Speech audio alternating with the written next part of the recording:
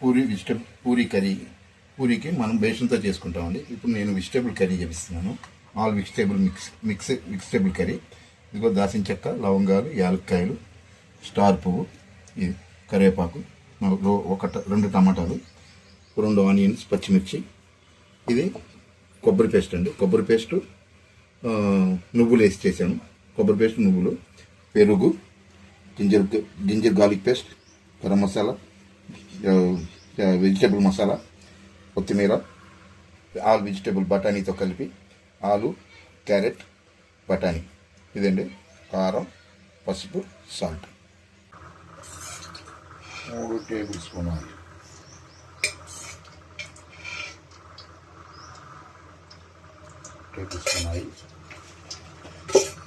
Oil వేయక్కడండి.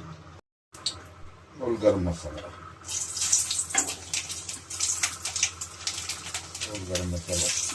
ఇందులో పెట్టుకోండి. కరివేపాకు,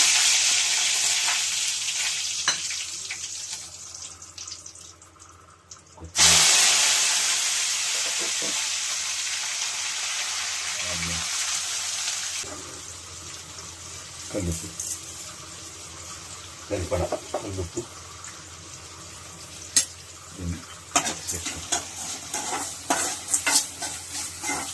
కొంచెం బాగా వేగాలి, ఎరుపు రంగులో రావాలి.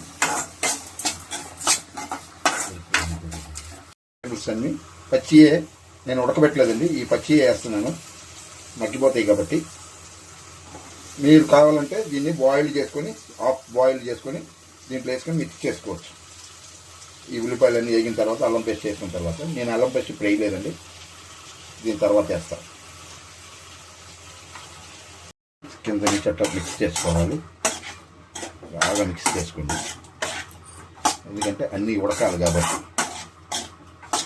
బాగా మిక్స్ చేసుకున్న తర్వాత దీంట్లో పసుపు వేస్తే కొంచెం తొందరగా ఉడుకుతుంది. దీంట్లో కొంచెం పసుపు వేసుకోవాలి, పసుపు వేస్తే తొందరగా ఉడుకుతుంది. ఈ పసుపుని, ఈ వేసుకున్న పసుపుని ఇట్లా కలిపేసేసి మళ్ళీ ఒక 20 minutes వేగాలి.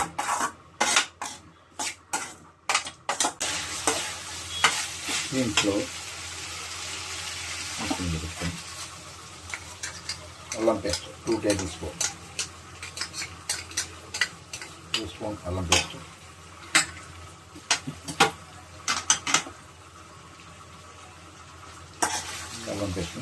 కొంచెం వేగనండి.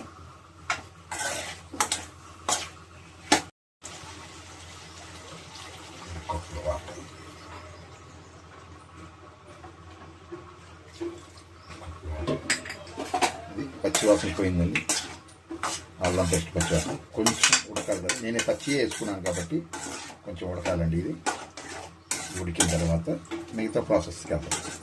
మగ్గిపోయింది బీన్స్, బఠానీ మగ్గిపోయింది, క్యారెట్ మగ్గిపోయింది.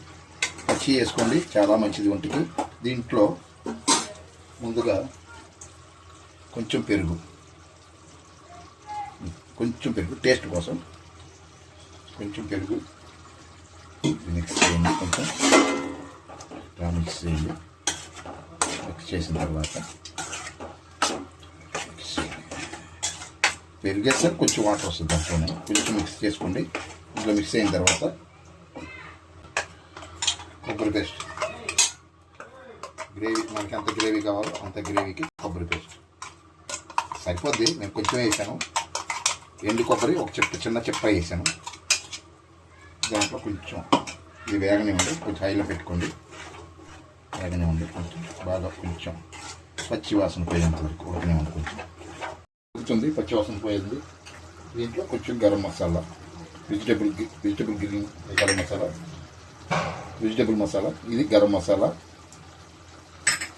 ఇది కారం కొంచెంగా వేసుకోండి. అంతే, అంతేనండి. దీన్ని ఇట్లా మిక్స్ చేసేసి లో ఫ్లేమ్లో పెట్టుకొని ఇట్లా కలుపుకోండి. కలుపుకున్న తర్వాత బాగా మిక్స్ అవ్వాలండి. బాగా మిక్స్ అయిన తర్వాత ఈ టమాటా 4 ముక్కలుగా వేసుకోండి.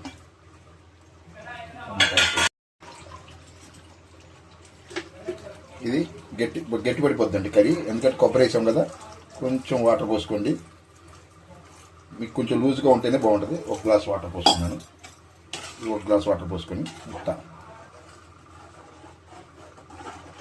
సరే, ఇంత గ్రేవీగా అది వాటర్ కావాలి. కొంచెం దీన్ని ఉడకాలండి. టమాటా కూడా వేసాను కదా, కొంచెం ఉడకాలి. వెజిటేబుల్ కుర్మా దీంట్లో పోయే 10 నిమిషాల ముందు కొంచెం కొత్తిమీర వేసుకోండి. ఇట్లా సువాసన బాగుంటుంది.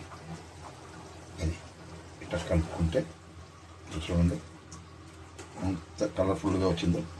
మీకు పూరికి తినేంత గ్రేవీగా ఉంటుంది.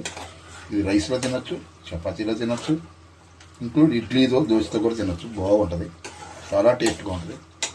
ఇది ఒకసారి చేసి చూడండి. ఎంత కలర్గా వచ్చింది చూడండి, సూపర్గా ఉంటుందండి.